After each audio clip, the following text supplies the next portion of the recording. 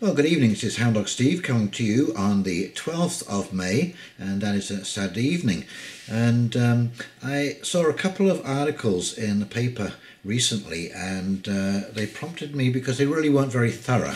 One is the fundamentals of home ownership, and the other one is can you be a financially successful renter? And I'm going to tackle this one first because it's kind of interesting. When I first moved to Balcagian, I had this huge argument with, well, not an argument, but a discussion with my landlord. And he had been a rental owner in Toronto in his younger day. And anyway, so I sat down and I did the math and I figured out that the money I would save by renting, because you don't have property taxes and you don't have maintenance costs and so on and so forth. And I invested that money, the growth over 25 years far outweighed the money that I would have by owning a house. And anyways, when I said this, my landlord said, well, you're absolutely right. There's no doubt about it. You are financially better off to rent rather than to own. But it's very hard to discipline yourself to set aside that money every month that you would be paying if you were into home ownership and put it into some kind of investment. So home ownership is kind of a forced saving, because let's face it, one way or another, you have to have a place to live. And whether you rent or whether you own, you still have to pay out every month. And actually, whilst I was thinking about this, I did a quick little bit of math on my rent in my barbershop. When I multiply that out by 26 years, I've given my landlord something like $230,000 in rent. And if I walk out of there tomorrow, I've got nothing to show for that. So I know that I have avoided some of the repair costs, but there hasn't been a lot of repair costs. Really, over the years, I don't think my landlord has paid anywhere near, in repairs as opposed to the rent that he's collected on my store. And of course, I don't begrudge him that, because I've obviously done business there, and I've profited from that location. But all the same, it's just a bit of an eye-opener how much money it adds up to. I mean, I could easily have bought my own store in that period of time with that amount of money. But there you go. That's one of the little things that you learn. So you can be a financially successful renter, yes, but you have to have a home anyway, and that home is a forced investment, a forced saving. People rarely miss the mortgage payment, and that is the focus, basically, other than renovation, of this article. It's important that home buyers are realistic about their capacity to afford home ownership beyond the initial purchase. So anyway, I'd like to flip over now to a mortgage calculator and also your land transfer tax calculator, and I will link both of those below in the show notes. But it gives you some kind of idea what the cost of a mortgage will be. And once we've gone through that, I'll come back and I'm going to talk about the concept of getting a pre-approved mortgage before you purchase. Okay, so here is your mortgage calculator, and as I said, I'm going to leave the links to this and the Ontario Land Transfer Tax calculator in the show notes below. So just for fun, I put the home value at $950,000 because the average home price in Toronto now is $1 million. I put a down payment of 20%, which is a staggering $190,000. And if you don't have that, you need to pay a PMI, which is a personal mortgage insurance. So if you put 10% in here, you're going to pay an insurance cost. I'm going to show you that in a second. And I've made it over 30 years. Let's just adjust that. for that price of house, you're probably going to be paying about $5,500 in taxes a year. So we'll just recalculate that. Okay, so your monthly payment is $4,415, and this is 4.55%, because this is a 30-year fixed mortgage, 4.55%. Okay, monthly home insurance is going to be $83. Now here's an interesting little thing. Now you'll notice this blue bar here in the center. This is your interest that you are paying. The light blue is the taxes, and here is the principal. The dark blue is the principal. So you can see that all of your interest payments occur on the front end and diminish as you go down the length of the loan. Okay, now this is something that I didn't realize until my friendly landlord told me. So, you know, people see an interest rate of 3.55%. Okay, they've been paying. We'll assume that they've been paying it off for 10 years, so we've reached 2028. Okay, from 2018, and they want to save that percentage point because when you drop it a percentage point,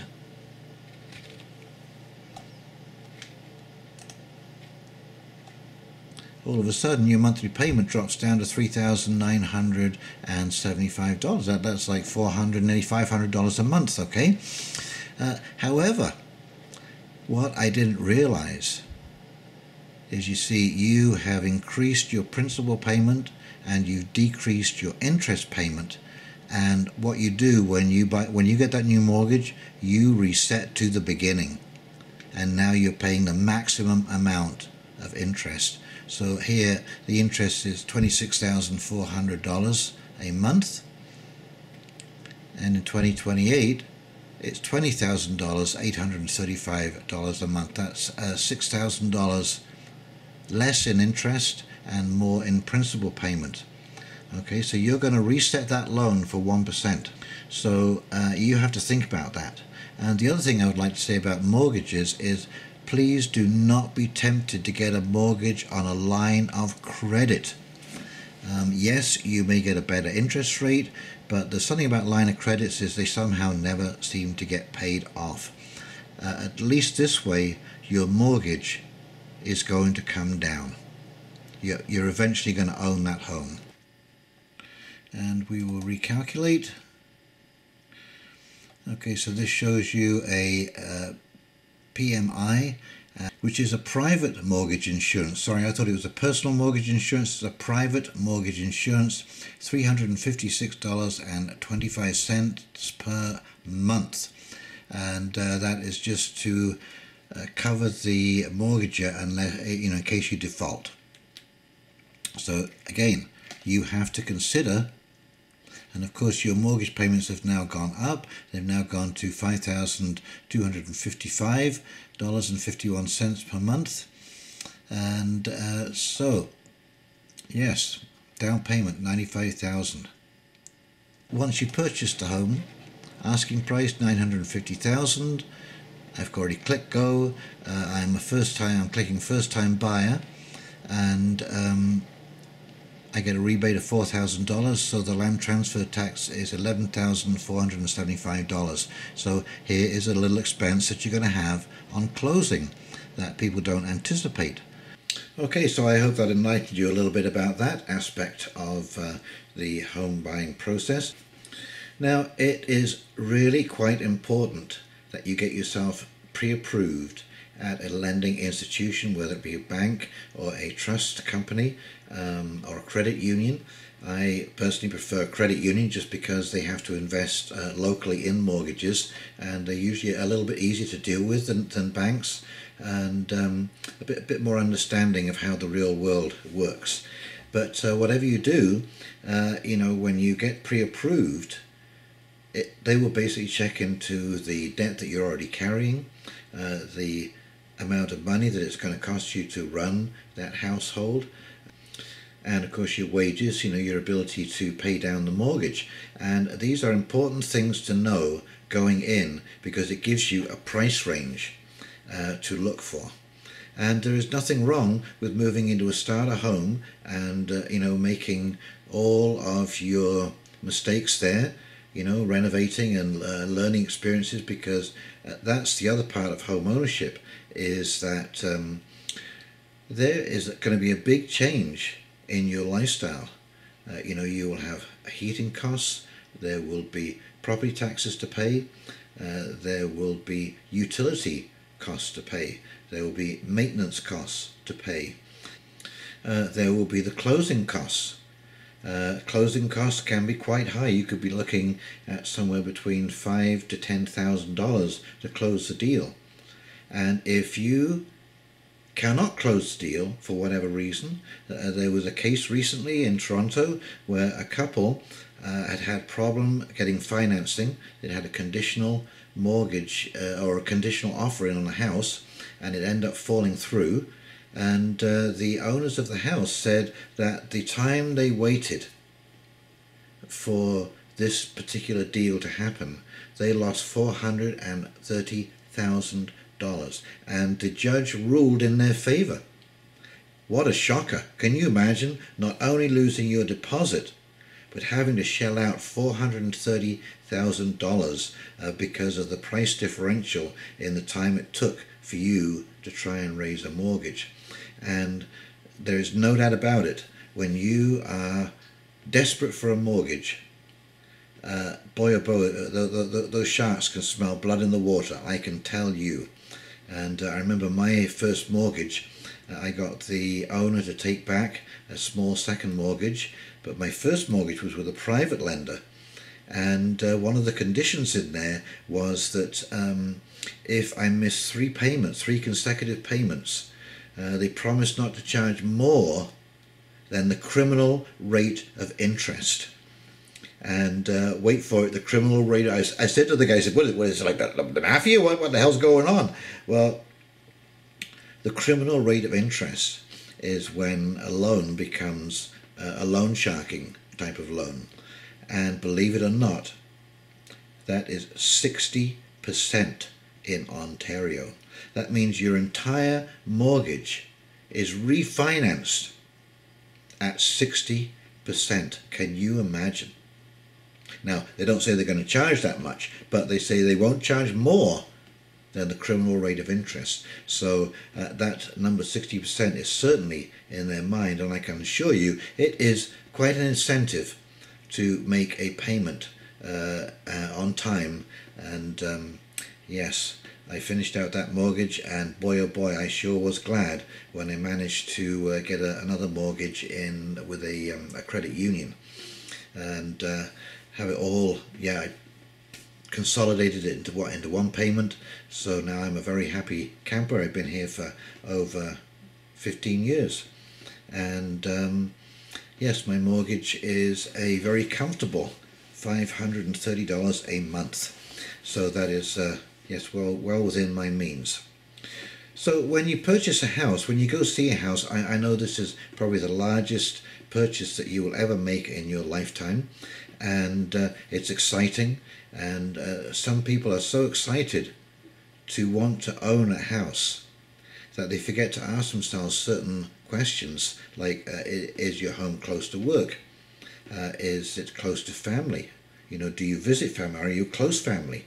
Does family visit you? Do you plan to have children? Are there schools close?